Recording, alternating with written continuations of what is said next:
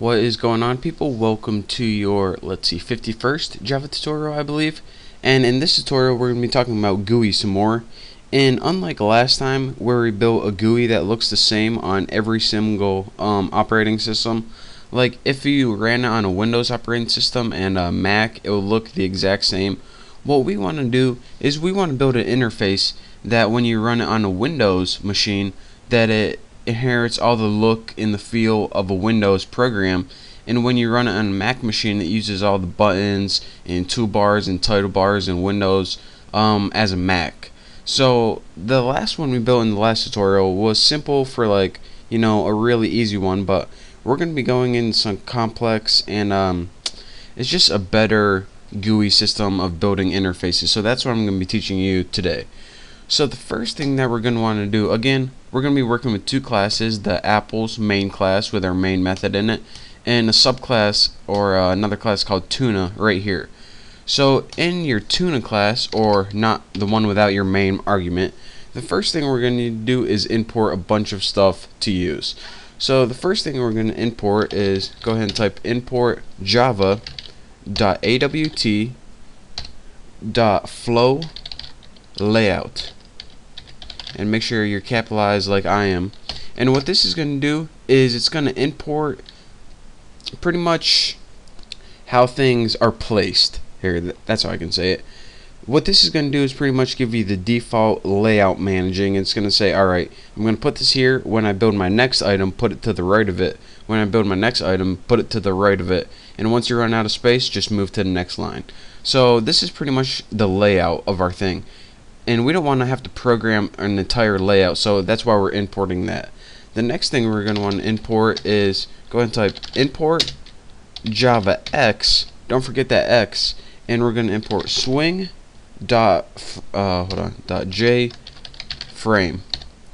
And there we go. What JFrame is it pretty much gives you all the basic Windows features like the title bar, the minimize, the maximize, the X, to close, and it pretty much just gives you the basic window.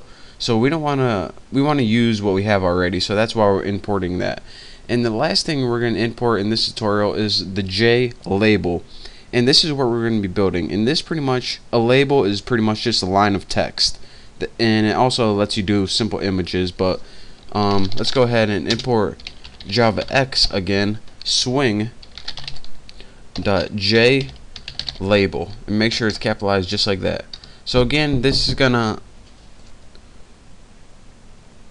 sorry about that, I had to take a little break, someone knocked on my door. But what JLabel does is it allows you to output text and images on the screen, so that's why we need to import that. So now we can go ahead and start programming this stuff right here. The first thing we want to do is use inheritance like we did before. Public class tuna extends extends JFrame. So we need this tuna class right here to inherit all the stuff from JFrame. And again, like I said, JFrame gives you all the basic Windows features. So now we have all of the title bars, the minimize, the maximize, the X button. That's what that does. Now that it inherited all those qualities, let's go ahead, and the first thing we're going to want to do is build a variable, which is pretty much going to be our item. So let's make it private, and let's just go ahead, J label, that's what type it is, and just name it like item1 or something like that. And this is pretty much just going to be the item that we're adding. I mean, you need to name it something, so why not item1? And now we're going to build a constructor. So go ahead and type public tuna or whatever your class name is, and give it empty. It's not going to take any parameters. And the first line in our constructor, and I spelled tuna wrong, the first line in our constructor is the title of the window. So let's go ahead, and how you do that is you put super, and the only argument it takes is the title. So this was going to appear in the title bar, the title bar. Let's just go ahead and put that. So that is how you add a title to your window. The next thing we're going to want to do is set the layout, which is pretty much the default layout. So go ahead and put set layout, and all of these methods, like super and set layout, these are imported whenever we imported everything. So set layout, and as a parameter for this, let's just go ahead and put new flow layout right there. And what this does is pretty much give us our default layout. So this adds a title, and this gives us the default layout. So now let's go ahead and start building the actual item that we wanted to build. So again, we already named it item 1. So let's set item 1 equal to new JLabel. And remember labels are pretty much just text. So this is how we put text on the screen. And the argument for it is what you want to output on the screen. This is a sentence. Make sure you spell it wrong. And now we pretty much just have an item that says this is a sentence. All we have is text on the screen now. Now we can add some functionality to our item. One thing we can do is make a little scroll box pop up when you hover over it. And that scroll box is actually called a tooltip text. So we can take that item 1 that we just built and set tooltip text like that. And now our argument is what's going to appear when we hover over it. So what do we want to appear? This is going to show up on hover or something like that. So now we built a line of text on the screen, and now when you hover over it, this thing's going to pop up, and we use that putting the set tooltip text method. A little tongue twister. And now lastly, the last thing we want to do is add the item to the window. We made an item, we have a window, but we didn't add the item in the window. So that's easy. All you have to do is add item 1. So again, don't forget, it just doesn't automatically add it for you. You have to actually add it. Why they did that, I don't know, but that's what they did. So now we have an item in pretty much our Tuna class is done.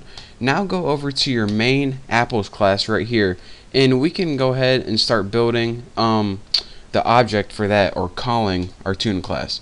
So the first thing we're going to need to do is import one thing right here. Import javax dot swing, make sure you spell it right, dot JFrame. And again, like I said before, this pretty much gives you all the basic Windows features. So now let's go ahead and start building an object for Tuna.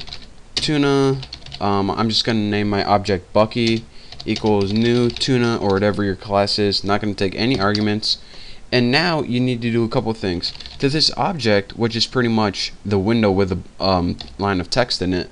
What we want to do is set, and this is really important, set default close operation right there. And what we need to put in here is how we want our program to close. So put JFrame dot exit underscore on underscore close, all in capitals. And what this does is whenever we hit the X button, the program terminates. If you don't have this, then your program is gonna be messed up whenever you hit the X button. Is my screen recorder still running? Alright, just checking. Now what we need to do is set a size for that object or window. So again, put Bucky dot set size. Let me see how much time I got left. 2 minutes. So this is gonna go real quick.